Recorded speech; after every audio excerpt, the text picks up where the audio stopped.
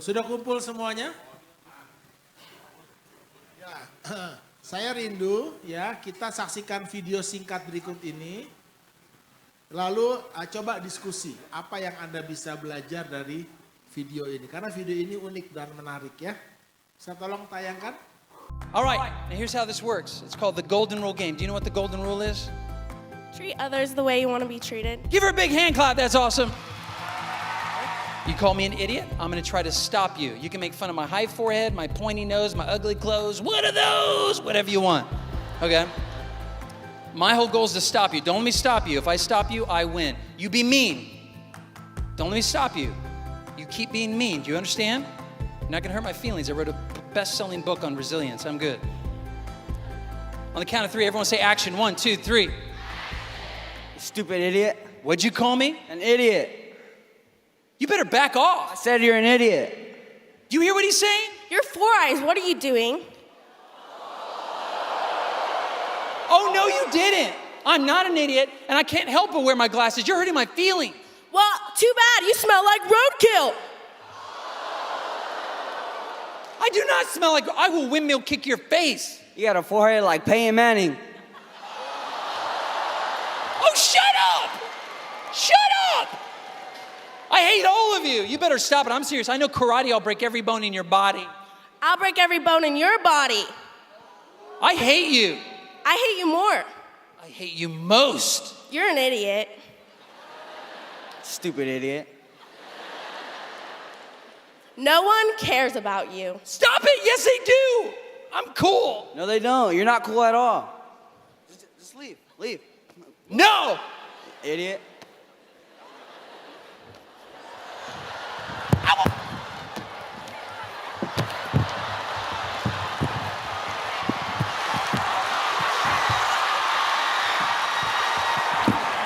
All right, give him a big hand clap. Here he goes. All right, let's go. Okay. Now hold on. You okay? Good job. Okay, now hold on. We're gonna play one more time. Same rules. You be mean to me. I'm gonna try to stop you. Don't let me stop you, okay? Don't let me stop you. But I will this time. Call me an idiot. Idiot. Hey, Julian. What's up, idiot? Mr. Idiot, Oh, that's very respectful. Thank you. Thank you. why do you wear plaid with a tie? That clashes. Oh, it clashes? You're an idiot. Yeah, I know some people, if it makes you happy calling me an idiot, it makes me happy too. Idiot. No, it's just, I know I'm an idiot. My mom says we come from a village of idiots. My father's an idiot. That's what she says. Idiot. I know. You're so smart. I wish I was smart as you. Thank you, idiot. You're welcome, smart guy. Idiot. Yeah. And you, I mean, isn't she lovely? You're still an idiot. I know. And do you want to go to prom? I want to go to prom with plaid and a tie. I'll change for you, darling. Still got that Four Eyes. See you later, pal. Later, idiot. I won. I stopped him. Give him a big hand clap. That was awesome. Two questions. All right, 2 questions. Now, we played twice. We played 2 times. The first time, I got upset and I treated you like an enemy. That's usually how we behave. When someone's mean to us, our natural instinct is to be mean back to them to try to stop them, but that's the trap. If you're mean back, they will keep being mean back to you. The second you discover this, your whole life will change. The first time I was mean back and I treated you like an enemy. The second time, however, when you were mean to me, I didn't get upset. I treated you like a friend. Which time was easy for you to be mean to me, the first or the second time?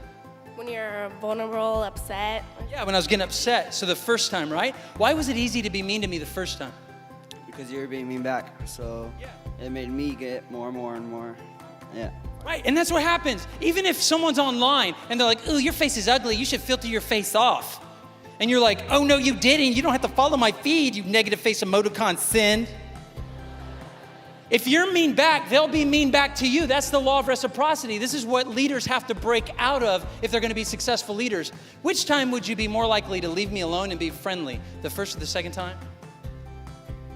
The second time. The second time. Why the second time? Because you want to be a friend to everybody. Yeah, I was being friendly. It's very difficult, isn't it, to be mean to someone who's so friendly. Even if you really hated me, you will have a hard time hating me again and again and again. Because love conquers all. You did a great job. Wow. Belajar sesuatu? Coba diskusi sama pasangannya, kamu belajar apa? Dan bilang, habis ini kita praktek ya. Ayo sama pasangan. Biasanya nanti langsung ada kejadian. Tapi pastikan jangan ada keluaran. Nanti kejadian, keluaran imamat, bilangan, ulangan, kejadian lagi saudara. Oke, sudah diskusi? Belajar sesuatu? Ya, saya mintalah. Teddy, ayo belajar apa? Dari kisah tadi, sama istri ya.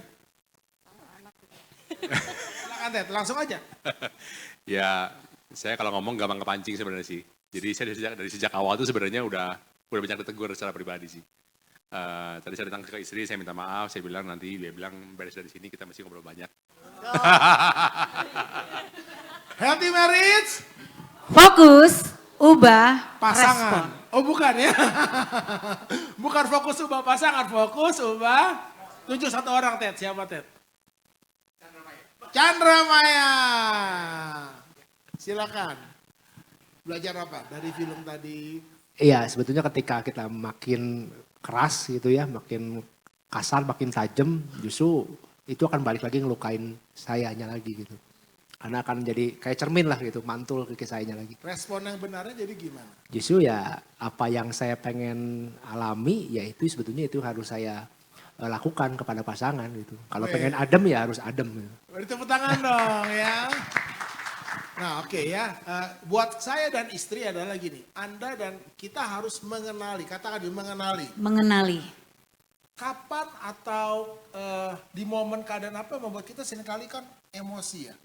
Nah saya belajar peka, dulu nggak peka ya. Kapan saya merasa kok emosi? Waktu istri saya kritik saya.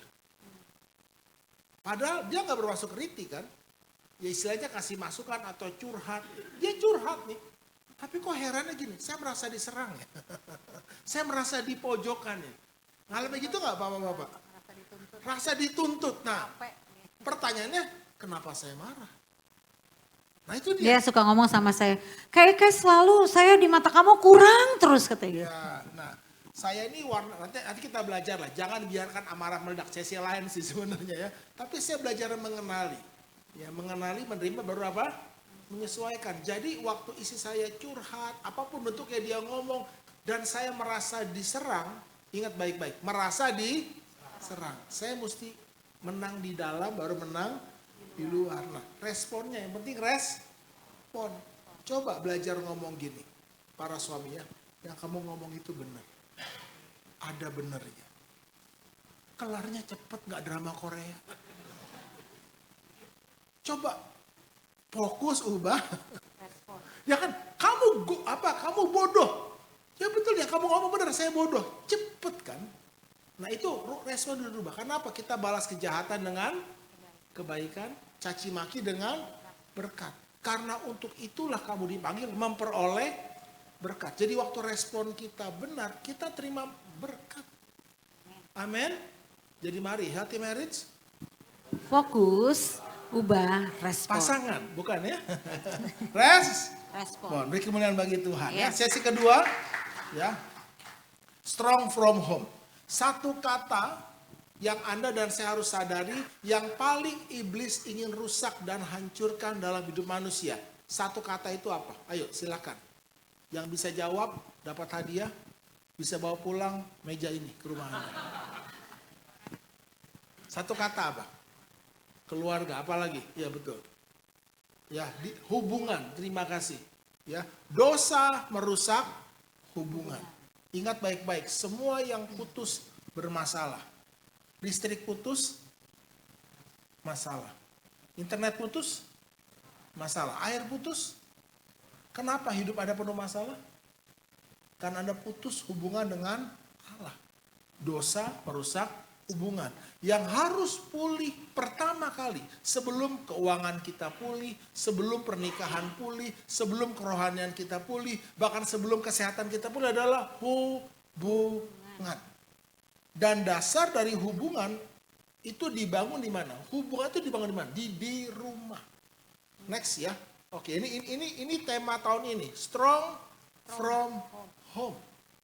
Anda harus kuat dari rumah. Mengapa? Karena kekristenan sesungguhnya dimulai, dibangun, dibentuk di rumah, bukan di gedung gereja. Coba baca sama-sama yuk. 2, 3. Kekristenan sesungguhnya dimulai, dibangun, dibentuk di rumah, bukan di gedung gereja. Kristen asli itu di rumah, bukan di gedung gereja. 300 tahun pertama, gereja tanpa gedung. Anda harus mengerti itu. Gereja dari rumah ke rumah. Karena apa? Baru tahun 315, ketika Kaisar Romawi Konstantin menjadi Kristen, gereja pindah dari rumah ke gedung. Ada panggungnya. Itulah akar masalah gereja hari ini. Kenapa gereja tidak berdampak kepada dunia ini? Karena semakin besar panggungnya, semakin tebal make up-nya. Karena di panggung besar Anda nggak boleh buat salah. Anda harus sempurna. Kita bisa main sandiwara di panggung, tapi kita nggak bisa main sandiwara di rumah. Bilang sama sebelahnya, Kristen asli di rumah. Kristen asli di rumah. Amin. Ya. Anda harus pegang itu. Dan kami mulai sadar ini. Bangun kekristenan yang sesungguhnya di mana? Di rumah. Next ya. Saudara harus mengerti ini. Bait Allah atau bait Tuhan bukan sekedar tempat berteduh, namun tempat untuk bertumbuh. Amin. Amin. Jadi pastikan rumah kita, keluarga kita bukan sekedar tempat berteduh, tapi tempat untuk bertumbuh. Di mana kita mengenal Allah. Menjadi semakin serupa dengan Allah. Next, ingat baik-baik. Bait Tuhan itu bukan hotel. Tidak artinya apa? Tidak ada orang, tidak boleh ada orang asing di rumah kita. Setuju? Bolehkah ada orang asing di rumah kita? Tidak boleh. Kalau di hotel, semuanya orang asing. Bedanya apa rumah sama hotel? Oh kalau hotel keren. Karpetnya, AC-nya, kamar mandinya, semuanya sempurna. Nah, bukankah hari ini gedung gereja jadi hotel? Makin canggih kan? Tidak salah. Tapi jangan hilang esensi. Esensinya apa? Hubungan. Banyak gereja hari ini orang ke gereja, bayangin ya. Jangan bangga, sekali lagi jangan bangga kalau gereja Anda dalam 1 tahun jadi 1.000 orang. Itu bengkak namanya. Bukan bertumbuh.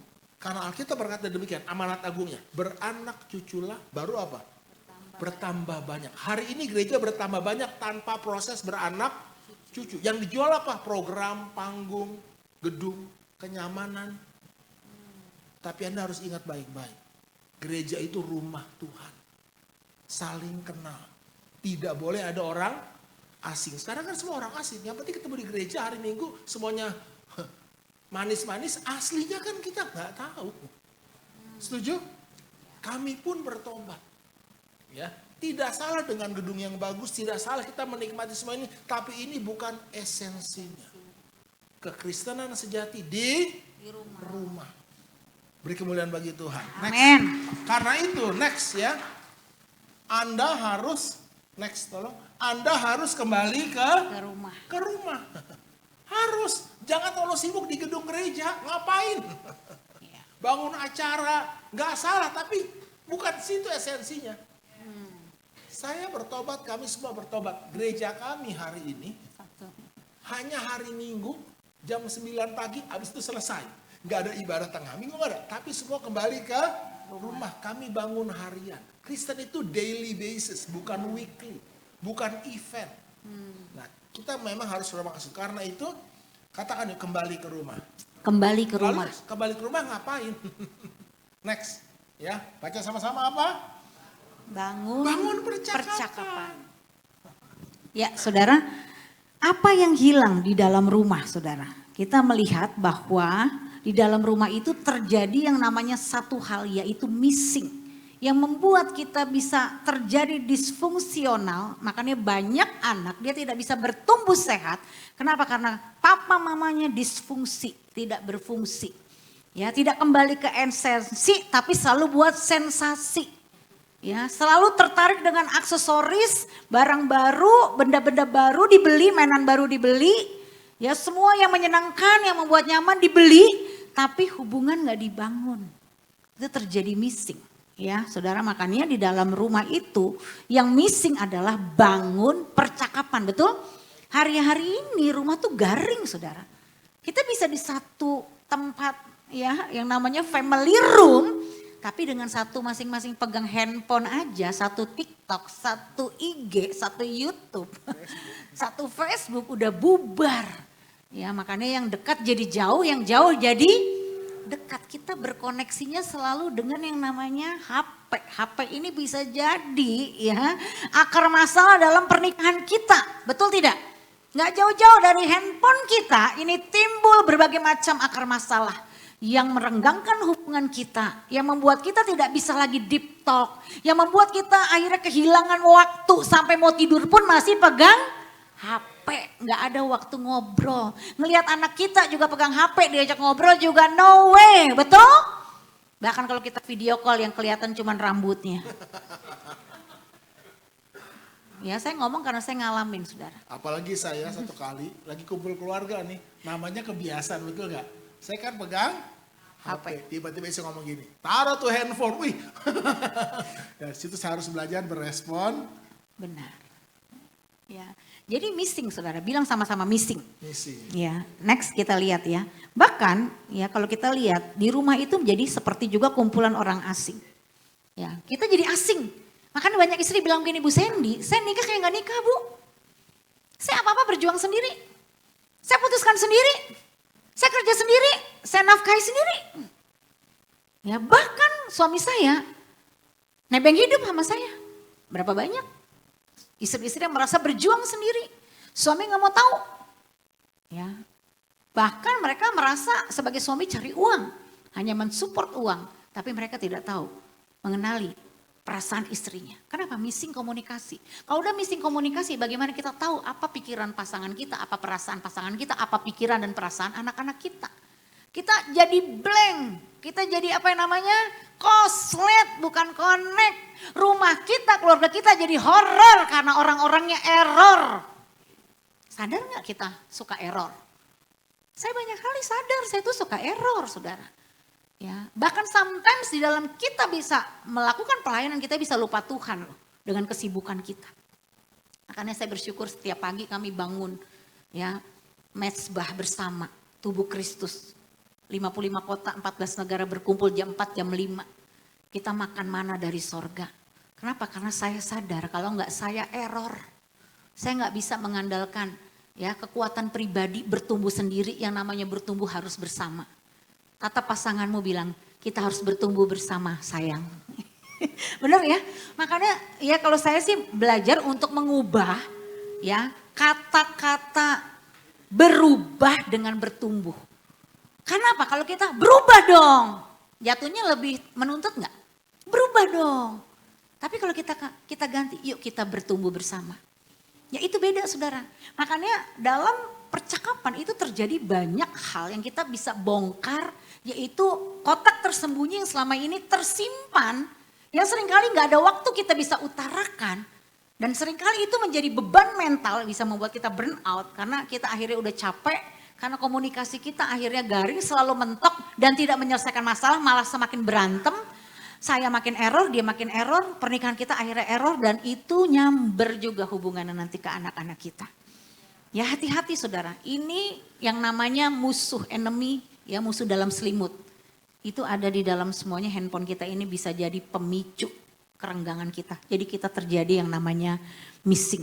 Ya, jadi saudara, kehidupan manusia itu dimulai dibangun yang dari namanya keluarga kita. Ya, karena itu penting sekali kita bangun percakapan, Bapak Ibu. Ya, kalau kita baca dalam Kejadian 1:26, ya. Berfirmanlah Allah, baiklah kita menjadikan manusia menurut gambar dan rupa kita. Apa tujuannya? Supaya mereka berkuasa. Di mana? Di bumi, Iya.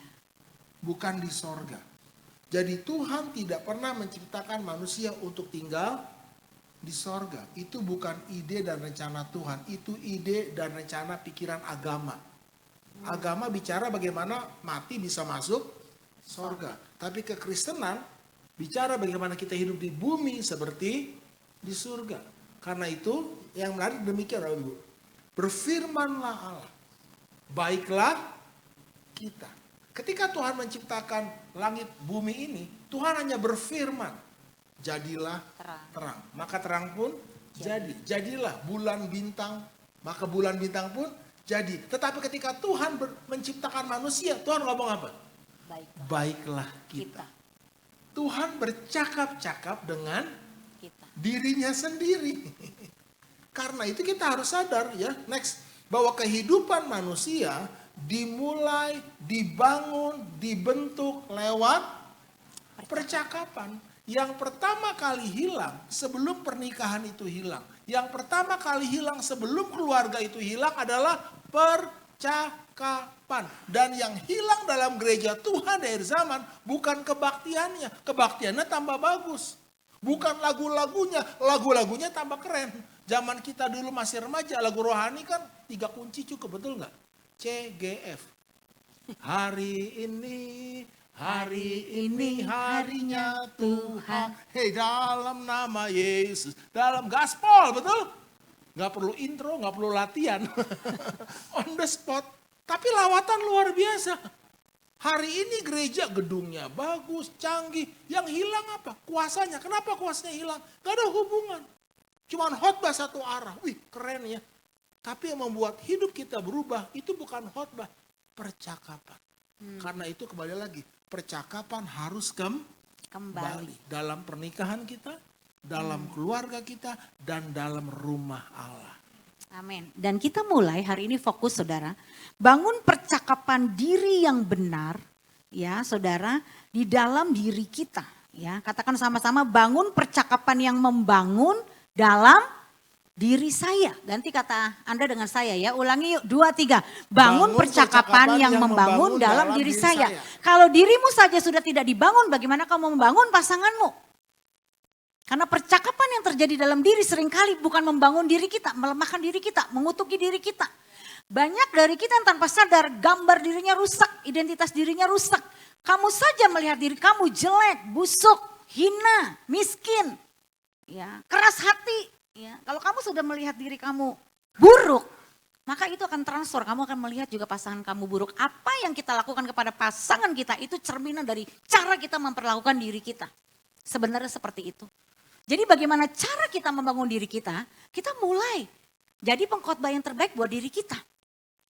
Paham maksud saya? Angkat tangan kanan tinggi-tinggi, Bapak Ibu Saudara semuanya, yuk bilang sadar, oi sadar. Khotbahin dulu diri lu. Berkata-kata yang membangun dulu untuk diri. Dan itu tidak gampang saudara. Karena kecenderungan kita itu tanpa sadar selalu hidup dalam kepalsuan.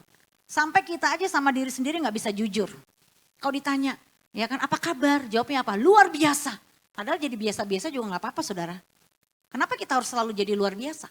Kalau keadaanmu jadi gak biasa terus kenapa? Ya memang keadaanmu lagi biasa saja.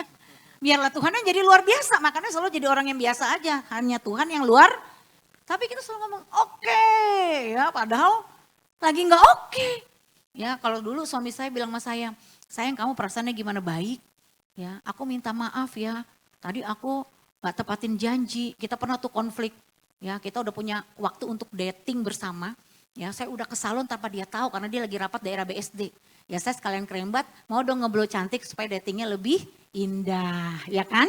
Oh saya udah planning, udah cantik di rumah saya udah punya planning mau pakai dress ini supaya kita datingnya tuh oke. Nah karena kita tuh punya keputusan seminggu minimum sekali kita punya waktu dating pacaran. Karena saya dan suami tetap jadi pacar, ya kan? Tetap pacaran dong, karena dulu pranikahnya nggak pacaran, nggak ada kissing, nggak ada petting, nggak ada banting, nggak ada bunting.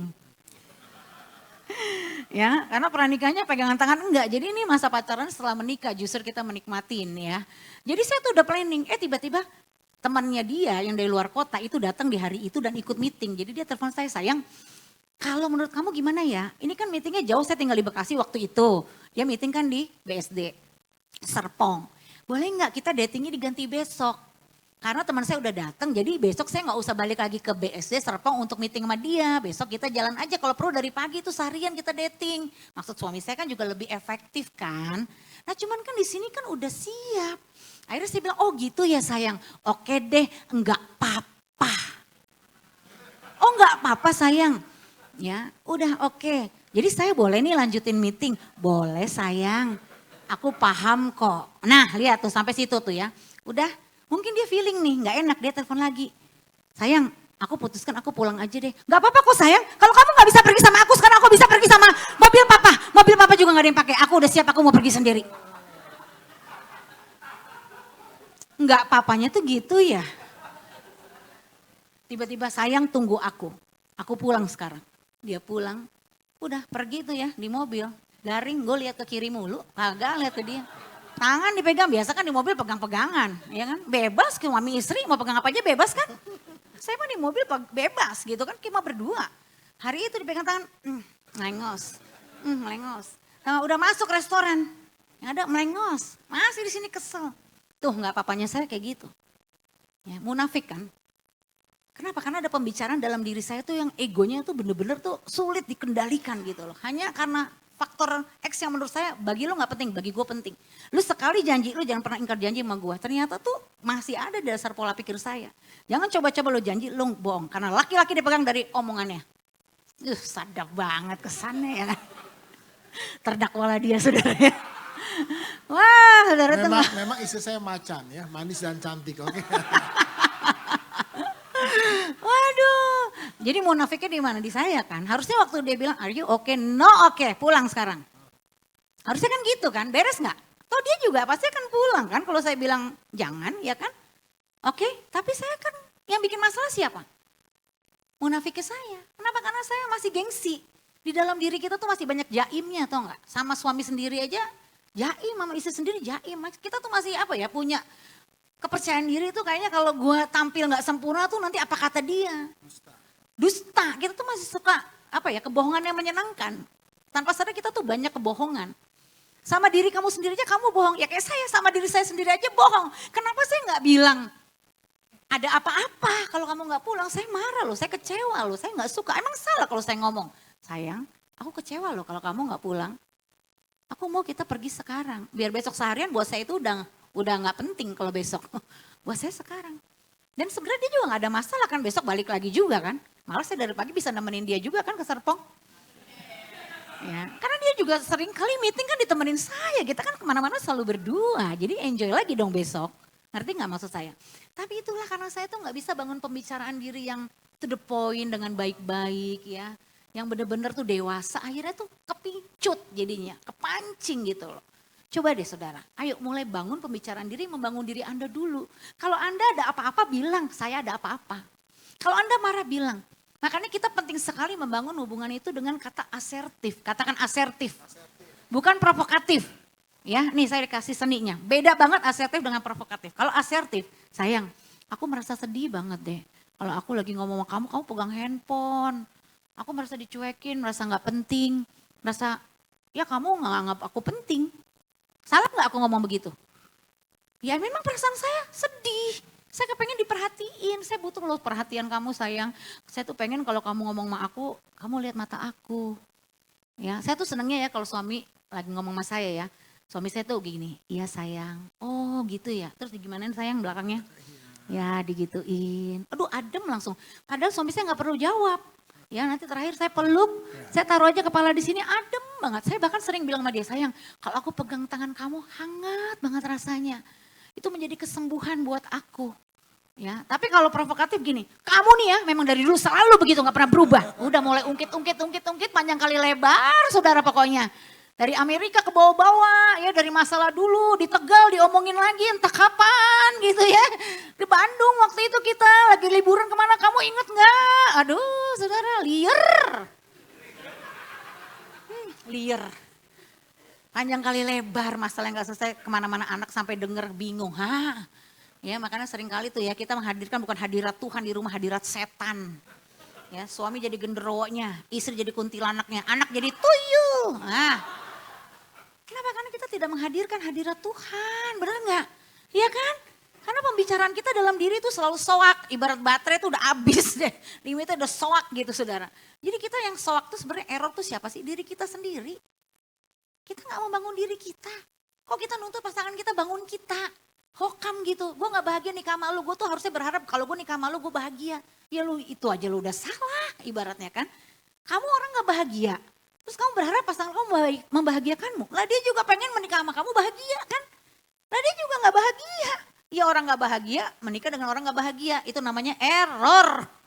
Kamu harus bisa dulu membahagiakan diri kamu, bangun. I'm happy karena kasih Tuhan, saya berdamai dulu saudara dengan Tuhan, dengan diri saya. Saya sembuh dulu dari luka batin trauma saya. Ya, kenapa saya sering kali menuntut dia, melemahkan imannya, ya dengan kata-kata yang akhirnya meruntuhkan bukan membangun. Karena saya yang problem, saya punya masih banyak trauma, saya masih punya banyak sekali luka yang saya tidak sadari. Nah, ketika pembicaraan diri saya dipulihkan, jiwa saya dipulihkan, pembicaraan diri dalam diri saya itu berbeda. Ya, saya selalu ada statement, saya itu putri kerajaan sorga. Ya, saya berharga dan mulia. Ketika saya gagal, saya bisa berdamai cepat dengan diri saya, mengampuni diri saya. Makanya ketika dia salah, saya pun cepat mengampuni dia. Dulu kalau dia udah buka lemari nih, gak tutup lemari, saya bilang, sayang, bisa gak sih? Biar pakai sayang juga nadanya gak enak gitu. Kalau udah, kamu tuh ya selalu, apalagi nih, saya kan demennya tuh rapi ya. Terus saya udah rapiin, dia ngambil dari tengah, gubrak.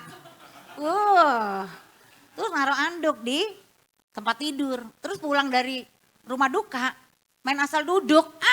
Saya kalau bisa jangan pernah buka baju tuh ya, lewatin kamar kalau bisa. Di luar baru masuk kalau dari rumah duka. Wah, saya tuh udah banyak virus gitu ya, aduh. Ya kita harus bersih-bersih dulu.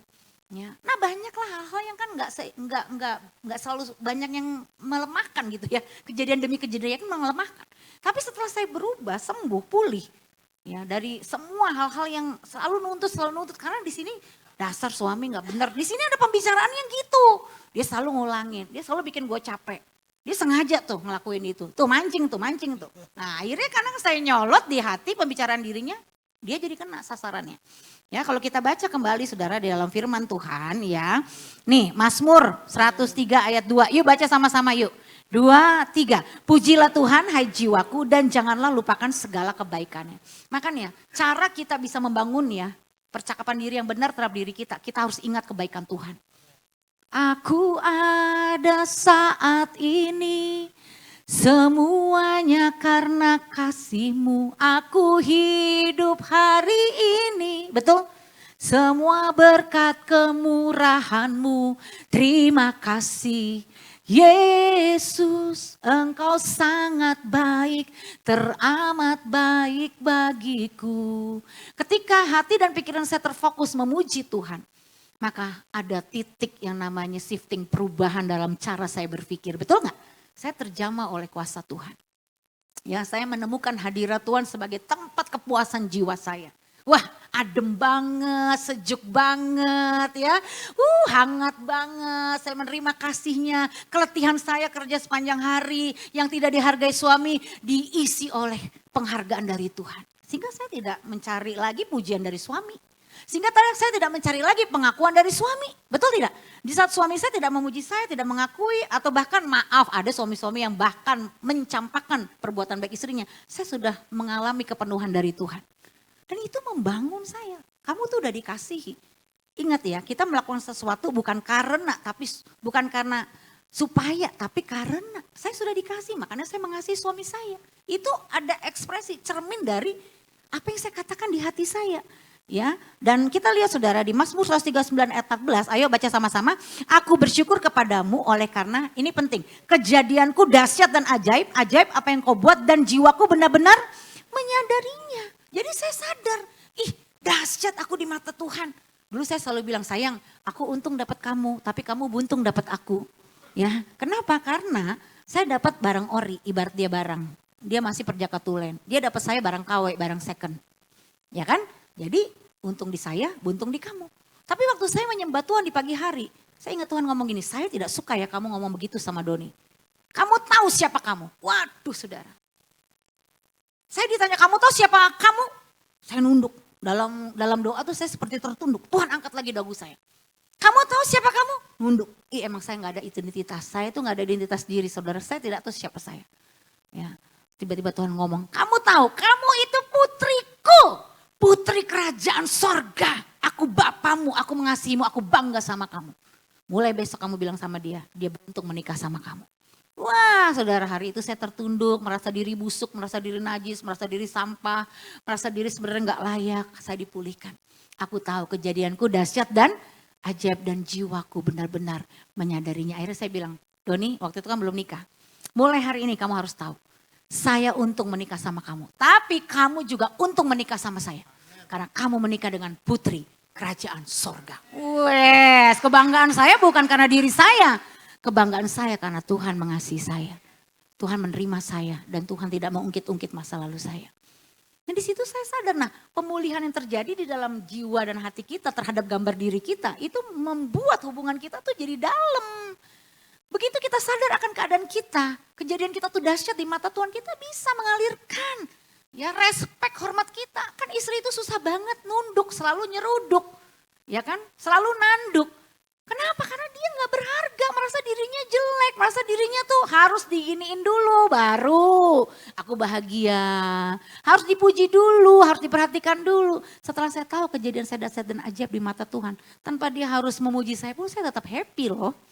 Tapi saya tetap tanya, do you love me? Yeah, siapa istri suka tanya gitu? Padahal juga udah tahu ya jawabannya, I love you. Tapi itu membuat kita tuh kayak bangun hubungannya itu jadi lebih dalam dengan pernyataan cinta kita. Ya, jadi penting saudara pulih secara gambar diri ya. Nanti kalau mau ikut materinya ada 8 sesi boleh, bilang ke saya saudara. Ya, nah saudara lihat.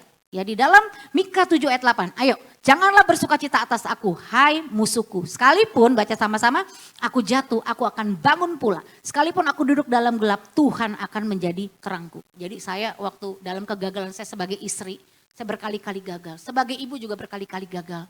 Pernah anak saya tuh yang nomor 1, kelas 5 SD pitak di tengah saudara, karena stres.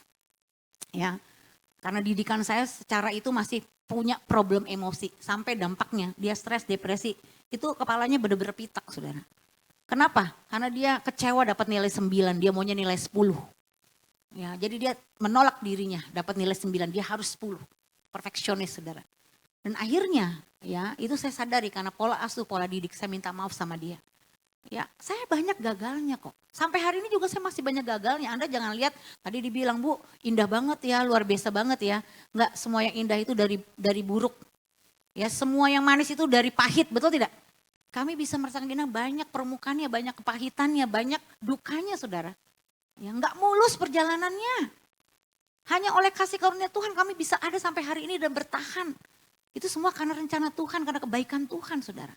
Tapi kita mesti sadari, ya engkau jangan pernah menyerah di dalam kegagalanmu. Sebagai suami pasti pernah gagal, pernah buat salah. Sebagai istri juga pasti pernah salah, pernah buat gagal. Tapi bangkit dong saudara, amin. Jangan biarkan tipu daya iblis terus menguasai, membuat kau terintimidasi. Ya mungkin hari ini kau kehilangan asetmu karena kesalahan dalam satu project bisnismu. Tapi udah dong, let's go dong, let it go dong. Rilis dong sesuatu. Ya, terima kegagalanmu, kejatuhanmu, bangkit. Amin. Karena Tuhan menanti kita, dia punya masa depan yang cerah atas kita saudara. Nah masalahnya bukan masalahnya, baca sama-sama. Masalahnya apa yang Anda katakan kepada diri Anda. Itulah masalah yang sesungguhnya. Ya, seringkali kita ngomong gini sama diri kita sendiri, kamu ini korban, kamu layak dihukum, kamu tidak mungkin bisa pulih. Ini tanpa sadar, Tuhan tidak peduli, Tuhan benci kamu. Nah seringkali kita tuh ngomong begitu, aku jelek, aku jelek, aku jelek, aku gagal, aku sudah miskin sekarang, semua orang tidak menghargaiku, aku tuh korban. Saya dulu ngomong gitu, saya tuh korban karena kamu. Mungkin kalau nggak nikah sama kamu saya udah bahagia, mungkin tanpa kamu saya lebih sukses, sombongnya. Ya, saya kan banyak network, banyak kenalan. Dulu kan saya kerjanya begini ngebanggain masa lalu saya. Tahu nggak dalam kontribusi menyelesaikan hutang 4,5 tahun saudara. Ya, waktu kita bayar cicilan 15,5 juta 4,5 tahun. Saya tidak berkontribusi 1% pun dalam menyelesaikan hutang. Siapa yang Tuhan pakai untuk menyelesaikan hutang 4,5 tahun 15 juta? Suami saya. Yang saya anggap taunya cuma doa. Taunya cuma puasa.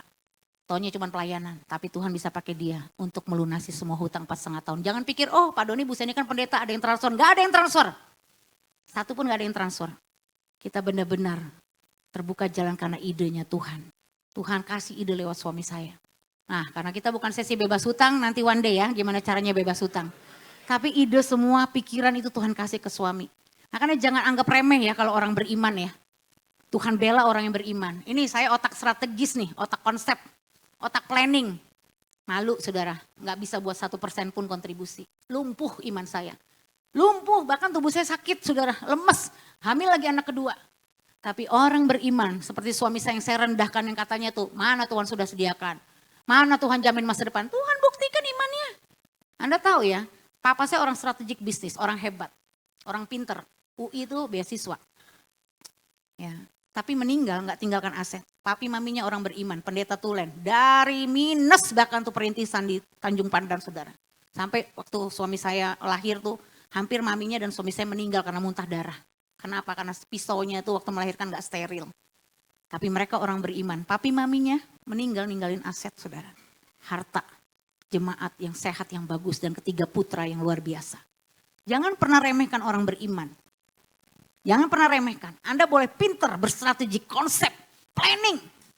Ya, didukung oleh network yang canggih. Tapi kalau Anda tidak beriman, ending hidupmu akan terlihat. Saya bangga punya suami beriman. Jadi kalau Anda punya pasangan yang sangat beriman. Mungkin memang orang beriman itu terlihat bodoh saudara. Kayak gak punya planning. Ya kayak ya bisanya cuma doa mulu. Ya kan? Firman Tuhan lagi. Mana dong nyatanya, mana nyatanya. Kan dulu kan saya begitu kan. Tuhan permalukan saudara, lihat tuh orang yang kamu rendahkan, aku pakai dia. Lunas saudara, ya lunas, tidak pernah 1 bulan pun nunggak. Saya belajar, saya pun taat waktu Tuhan ngomong pada saat kamu lihat dompet suamimu kosong. Saya diajar oleh Roh Kudus secara pribadi, tepok, bilang penuh. Gila gak tuh saudara? Ya, emang waktu gue tepok dompetnya suami penuh langsung penuh? Kagak, tetap kosong. Ya, nanti kembali lagi saya kasih list kebutuhan hidup, dia cuma jawab Tuhan sudah menyediakan. Udah tuh jawaban ampuh paling jitu. Ya, udah serahin lagi. Tapi benar Tuhan sediakan gak? Benar, gak pernah sekalipun sehari gak makan. Walaupun makan dibajetin 20.000 per hari. Walaupun 5 tahun saya tidak beli apa-apa sebagai seorang istri wanita, even bedak pun enggak. Kenapa? Karena ada duit bayar utang. Jangan lu masih punya utang bela-beli. Nah itu karakter buruk itu. Makanya Anda tidak diberkati kan. Kita lewatin proses gak beli apa-apa. Downgrade, ke mall, tapi bawa rantang. Suapin nasi telur tuh anak-anak. Ya emang kalau Anda ke mall bawa rantang, makan di food court ada yang ngusir. Ada yang ngusir makan di food court? Gak ada yang ngusir. Saya tuh di Pondok Indah Mall paling deket gereja kan. Di Pondok Indah Mall tuh banyak perosotan gratis, mainan gratis, ada Kalbe Farma, ikut lomba lukis, ikut lomba nyanyi. Ntar anak kita pulang bawa kue, bawa susu, hadiahnya. Ya kan? Pakai dong ide kreatif, tapi makannya tetap di food court. Nasi telur, emang cuman mampuin nasi telur? Jangan Anda sambil goreng telur lagi. Bisulan bisulan beneran. Saya telur ada telur rica, telur woku, telur semur ya. Dari yang direbus, dari mata sapi, dadar, pakai bawang bombay, apel semua kagak ada yang bisulan tuh. Jangan terlalu banyak drama dalam hidup ini saudara ya. Anda jangan terlalu mengasihani diri Anda loh. Seringkali Anda tuh merasa diri korban. Betapa malangnya, lihat rumput tetangga lebih hijau. Mobilnya baru, jalan-jalan ke luar negeri. Error. Jangan kepancing loh saudara ya.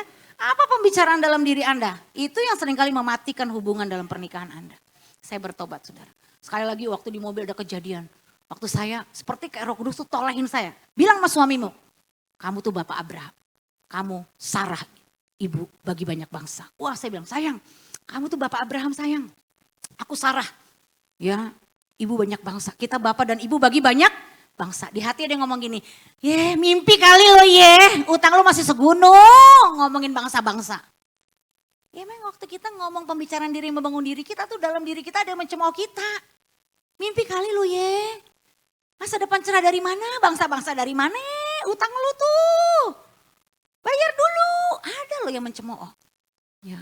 Waduh macam-macam saudara waktu saya bilang, sayang aku bangga sayang jadi istrimu di sini. Bangga apa? Lu buntung nikah sama dia. Ada lo yang menghina di hati. Tapi karena saya terus perkatakan pembicaraan diri, membangun diri saya katakan kita Bapak dan Ibu bagi banyak bangsa. Aku bangga, aku beruntung jadi istrimu. Sampai di hati ada yang ngomong gini, amin. Nah begitu amin tuh dibatin, dari cemooh jadi amin. Keran sorga terbuka, sampai hari ini bocor berkat Tuhan mengalir.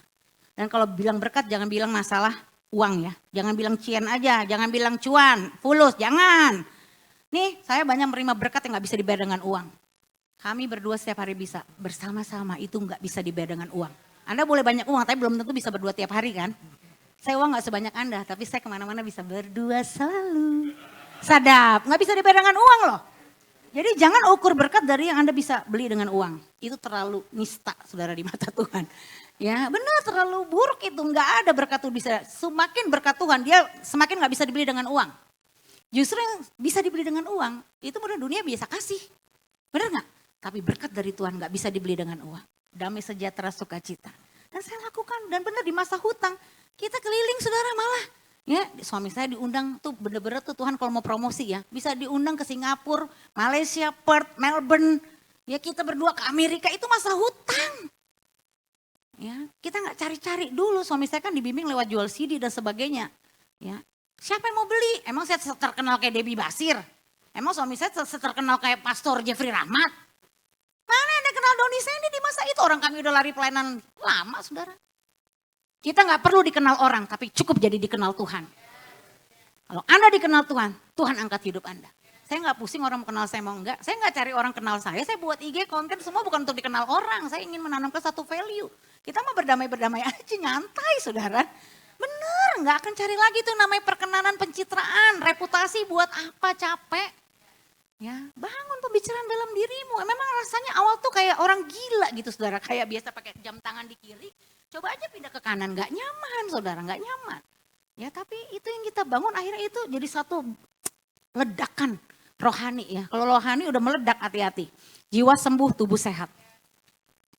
Ya jaga saudara, bangun percakapan dalam rohanimu ya. Nah jangan lagi ada perkataan kamu ini korban dan sebagainya. Siapa yang dapat mengubah apa yang Anda katakan tentang diri Anda dan masalah Anda? Siapa yang dapat mengubah? Ya diri kita sendiri, saya belajar mengubah. Suami yang diberkati Tuhan, suami yang diberkati Tuhan, suami yang takut akan Tuhan. Aku bangga kamu Tuhan pakai, Tuhan urapi pengajaranmu. Ya membukakan mata banyak orang, membuat orang terlepas dari semuanya keterikatan. Iya Tuhan bisa pakai suami saya untuk menyembuhkan saya, membuat saya bisa lepas dari ikatan masa lalu saya. Jadi Tuhan juga bisa pakai yang lain dong, betul istrinya sendiri diberkati kan. Nah kan kita mulai dari rumah, strong from saya aja dibangun dengan hidup dia. Jadi saya percaya hidup dia juga bisa membangun banyak orang yang lain. Sama dia juga merasa dibangun dengan hidup saya. Jadi dia percaya juga saya juga bisa membangun hidup banyak orang. Kita berdua dipakai Tuhan hanya sebagai alat Tuhan untuk saling membangun. Kenapa? Karena kita belajar mulai berkata-kata yang membangun untuk diri kita sendiri. Kalau saudara lihat kisah Ayub ya. Ayub 42 ayat 12. Aku tahu bahwa engkau sanggup melakukan segala sesuatu dan tidak ada rencanamu yang gagal. Ya, Tuhan memperbaiki pembicaraan diri Ayub dari mengutuki dirinya. Dia kembali fokus lagi ke Tuhan. Bukan fokus masalah, tapi fokus ke Allah. Amin. Dan akhirnya apa? Tuhan memberkati Ayub dalam hidupnya yang selanjutnya lebih daripada dalam hidupnya yang dahulu. Hanya dari kata orang saja, aku mendengar tentang engkau. Tetapi sekarang mataku sendiri memandang engkau. Oleh sebab itu baca lebih keras. Aku mencabut perkataanku dan dengan menyesal aku duduk diam dalam debu dan abu. Saudara cabut sekarang ya, perkataan-perkataan yang selama ini tanpa sadar itu mengutuki diri Anda sendiri. Cabut saudara. Mungkin saudara tanpa sadar sering ngomong, aku tuh bego. Aku tuh memang istri yang bodoh. Aku tuh memang buntung. Aku memang gak layak. Cabut sekarang juga saudara. Dalam nama Yesus. Ya coba pejamkan mata sejenak. Pejamkan mata sejenak. Pakai momen ini untuk bereskan hatimu sama Tuhan. Adakah selama ini kau berkata-kata yang mengutuki dirimu sendiri. Mengutuki pasanganmu, mengutuki anakmu. Adakah sebuah kalimat atau kata? Adakah kau berkata cerai? Adakah kau berkata, aku ini korban? Seringkali kau bilang dalam dirimu, aku tidak layak. Aku gagal. Aku sudah gagal total. Dan tidak punya masa depan. Hari ini, ayo saudara. Tuhan serius dengan perkataan yang ada di dalam batinmu. Perkataan mulutmu yang manis. Itu tidak ada gunanya. Kalau perkataan hatimu busuk. Tuhan mau kau beres dulu dari perkataan batinmu. Yang seringkali suamimu, istrimu tidak tahu. Tapi Tuhan tahu saudara. Cabut itu. Katakan aku mencabut. Perkataan yang mengutuki. Sebutkan kalimatnya secara pribadi saudara. Hanya engkau dan Tuhan yang tahu. Aku cabut perkataanku. Yang melemahkan, yang mengutuki. Yang mencemooh. Perkataan-perkataan sombong, congkak angku. Aku cabut. Katakan kalimat itu dalam hatimu, dalam mulutmu, secara pribadi kepada Tuhan. Aku cabut, katakan di dalam nama Tuhan Yesus Kristus. Terima anugerahnya hari ini. Tuhan meluruskan hatimu, Tuhan menjamah hatimu. Dalam nama Yesus. Amin. Bangun percakapan yang membangun dalam diri Anda. Sampai ya percakapan dalam diri Anda itu membangun Anda dan membangun suami Anda dan membangun istri Anda dan membangun anak-anak Anda. Dan Tuhan pakai keluargamu menjadi saluran berkat kasih Tuhan. Amin, saudara. Katakan menang di dalam, Menang di dalam, menang di luar, menang di luar, sembuh di dalam, sembuh di dalam, sembuh di luar, sembuh di luar, pulih di dalam, pulih di dalam, pulih di luar. pulih di luar, Di mana? Di dalam hati dan pikiran. pikiran. Pastikan perkataan Tuhan itu yang menguasai hati dan pikiran. Nah saudara, selama Anda belum bisa membangun percakapan yang membangun di dalam diri Anda, maka Anda pun tidak bisa membangun percakapan yang membangun dalam pernikahan Anda, apalagi dalam diri anak-anak Anda. Semua dimulai dari dalam. Setiap pagi di renungan salib saya katakan gini, katakan apa yang Tuhan katakan. Saudara, terobosan terjadi dalam hidup saya dan keluarga, pernikahan semuanya, itu dimulai dari percakapan. Ketika Tuhan melihat bumi gelap gulita, kacau balau, apa yang Tuhan katakan? Jadilah terang. Amin. Tuhan bukan sedang ngobrol. Tuhan sedang bicara pencipta. Jadi waktu Anda ngomong, jujur, yang harus dibuang pertama kali adalah cemooh dalam hati saya terhadap diri saya dan terhadap pasangan. Tuhan ngomong gini kan, dengan berpeluh engkau akan mencari rezekimu dari tanah ini seumur hidupmu. Kenapa? Karena Adam ngomong sama Tuhan gini, perempuan yang kau tempatkan. Ingat baik-baik ketika Daud masuk ke kota Daud, ya ke kota, dia menari-nari. Istrinya, siapa namanya? Milka binti Saul, dia mencemooh suaminya dalam Hatinya. hatinya. Lalu Tuhan berkata apa? Tuhan berkata gini, dikatakan gini, sampai hari matinya Milka tidak bisa punya Anak. anak. Kenapa? Karena Milka nggak pernah yang namanya minta maaf sama suaminya. Jadi katakan yuk, ada masalah, Ada masalah, ada masalah, ada masalah, ada kekurangan. ada Tapi kekurangan. yang nggak ada apa? Cemooh. Ya. Jadi saya berhenti mencemooh istri saya saya berhenti mencemooh saya dalam hati, baru percakapan kita itu percakapan yang membangun. Jadi Anda belajar peka. Katakan yuk, tidak ada pasangan yang sempurna. Tidak ada pasangan yang Jadi sempurna. Anda prakteknya gimana mulai hari ini? Sederhana. Ya, mau komitmen nggak? Coba semuanya berdiri, kita prakteknya sebelum kita masuk ke ruang tanya jawab. Semua berdiri. Ya, tatap pasangan masing-masing, pegangan tangan. Jangan pelukan dulu, sabar. Sabar. Udah gemes ya. Ya coba ya kayak gini, kayak Chandra ya, kayak gini ya. Nah sekarang gini, saling tatapan coba, saling tatapan. 1 menit aja, tatapan, gak usah ngomong, tatapan aja. Ini percakapan saudara. Tatapan, bilang di hati, di dalam hati. Terima kasih Tuhan Terima buat kasih suamiku. Tuhan buat suamiku. Dalam hati, jangan ngomong dalam hati, ngucap syukur. Nah sekarang mulai dari suami, bilang terima kasih ya sayang. Aku bahagia menikahmu, denganmu aku bersyukur. Nah ketika ada ngomong itu di mulut, di hati ngomong apa tuh? Amin. Ya, istri juga ayo sekarang ngomong sama Terima suaminya. kasih ya suamiku, aku beruntung jadi istrimu. Kamu suami yang membawa berkat, Ya, kamu suami yang membawa kasih. oke. Nah sekarang belajar peka. Waktu Anda ngomong itu di hati ada yang nyaut nggak? Nah itu yang mesti menang di dalam, menang. Karena waktu saya ngomong gini kan, istri yang cakep, siapakah yang? Mendapatkannya. Saya ngomong, Sandy kamu istri yang cakep. Dia tuh ngomong gini, cakep apanya gitu ya. Nah itu mesti menang di dalam. Nah lakukan itu setiap Hari. hari. Benar Bapak Ibu. Jadi nggak perlu ke Eropa, nggak perlu jalan-jalan, no. Setiap Hari. ada masalah udah, jangan kamu, enggak, aku merasa. Katakan saya merasa. Saya merasa.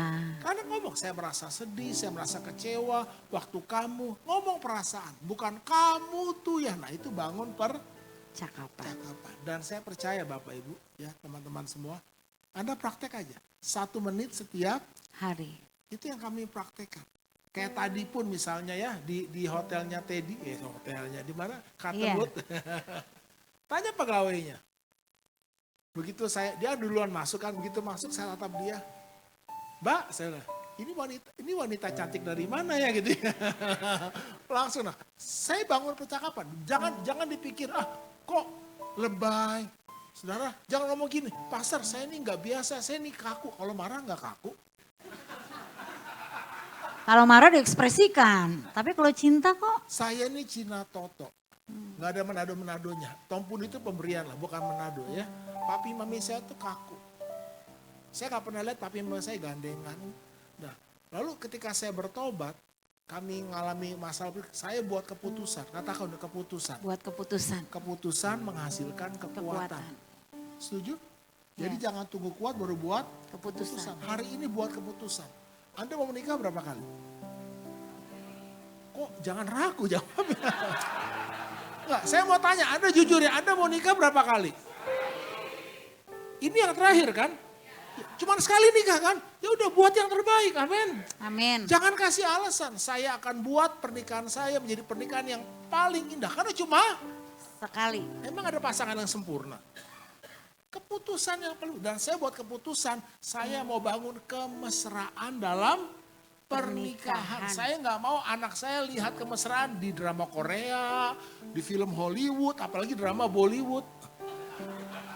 Saya mau lihat anak saya melihat kemesraan di mana? Di pernikahan orang tuanya. Nah, satu kali waktu kami ke Israel pertama kali berdua, kami udah punya 3 anak.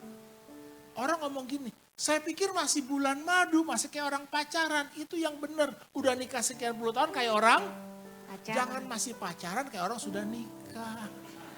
Itu yang kacau. Mari, yang membuat anak kita bahagia apa? Tahu nggak Bapak Ibu? Kalau nanti saya bisa kasih lihat Instagram anak saya. Dia foto kita lagi tatapan, kelapa 1. Dia ngomong gini, selama ini saya lihat, saya pikir jadi goal itu jadi artis, enggak. Yang membuat anak kita bahagia ketika mereka melihat papa mamanya saling sayang, mesra. Ayo jangan jaim, kita demonstrasikan. Saya panggil dia apa? Sayangku, cintaku. Awalnya geli, bener-bener geli. Tapi saya buat keputusan. Jangan ngomong saya kaku, itu keputusan. Ayo bikin anak kita bahagia, bahkan salah tingkah gak apa-apa. Dan mereka akan bangga sama sahabatnya apa. Yang mereka banggakan bukan papa mama gue paling kaya, bukan itu. Papa mama gue sayang-sayang. Amin. Dan itu membuat anak kita tenang. Katakan kita bangun pernikahan kita. Kita bangun pernikahan kita. Kita bangun pernikahan anak cucu kita. Bangun pernikahan anak cucu Anda kita. nggak lupa kan bangun masa depan anak kita, keuangannya, pendidikannya. Tapi buat apa? Anak kita oke sukses, keuangan, pendidikan, semua. Kalau dia nikah cerai ada artinya nggak? Itu yang sering kali kita missing. Ayo bangun percakapan dalam pernikahan, bangun percakapan dalam keluarga. Bersama keluargaku melayani Tuhan, bersatu selamanya mengasihi Engkau. Tiada yang dapat melebihi kasih-Mu ya Tuhan. Ini keputusan kami. Bagi kami Engkau segalanya. Gelombang badai hidup, gelombang badai hidup coba menghalangi, namun kuasa Tuhan buka jalan kami. Haleluya. Ini komitmen kami. Bersama keluargaku melayani Tuhan, bersatu selamanya mengasihi Engkau. Tiada yang dapat melebihi kasih-Mu ya Tuhan. Bagi kami Engkau segalanya. Mari Bapak Ibu Saudara yang terkasih, bangun percakapan dalam dirimu yang membangun. Terima kasih. Bangun percakapan yang membangun dalam pernikahan, Amin. dalam keluarga. Amin. Karena segala sesuatu dimulai dari percakapan. Yang hilang pertama kali sebelum pernikahan, keluarga, gereja itu hilang adalah percakapan yang membangun. Amin. Kami mau menerima Tuhan, membangun percakapan yang membangun dalam diri kami. Amin. Itulah perkataanmu Tuhan. Firmanmu itu hidup dalam hati dan pikiran kami.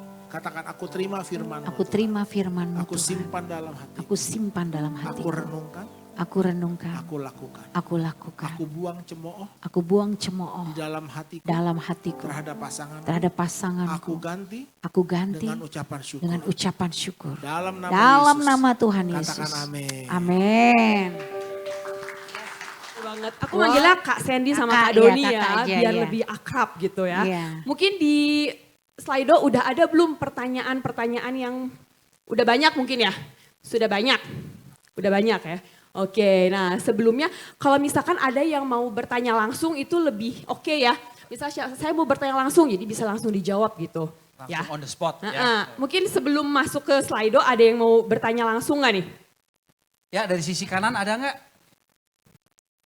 Langsung bertanya Langsung atau bertanya. malu-malu semua ya? Malu-malu, oke kalau gitu kita langsung bacain aja ya. Aduh ini kurang mundur nih kayaknya. Kurang mundur ya?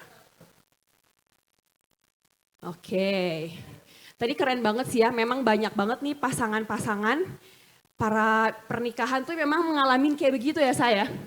Betul. Apa tuh, ngalamin apa tuh? Ngalamin kadang ngerasa pasangan kita tuh nyebelin ya. Yang pasti itu ya.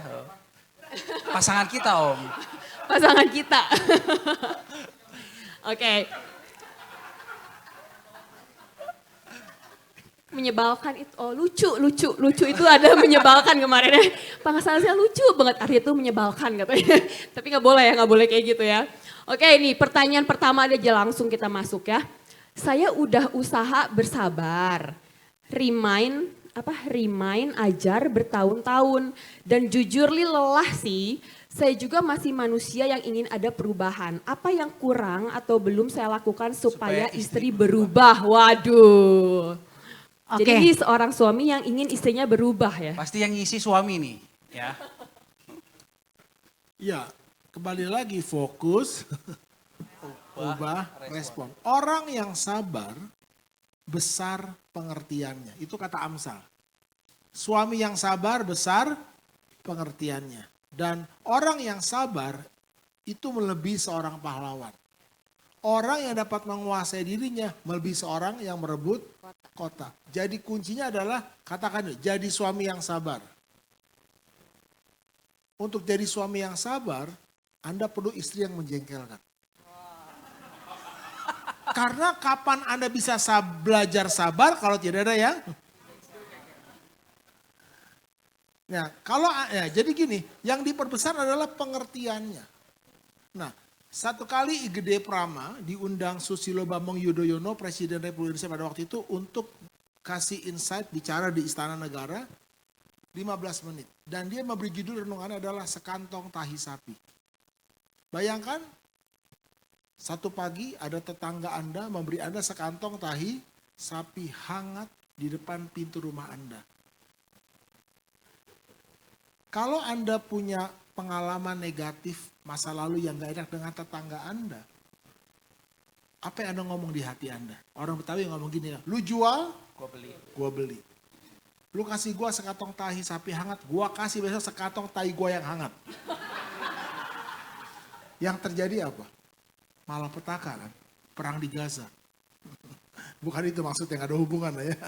Perang kan? Nah, tapi kalau Anda bisa melihat pupuk sapi itu, tahi sapi itu sebagai sebuah pupuk pemberian, wah terima kasih nih.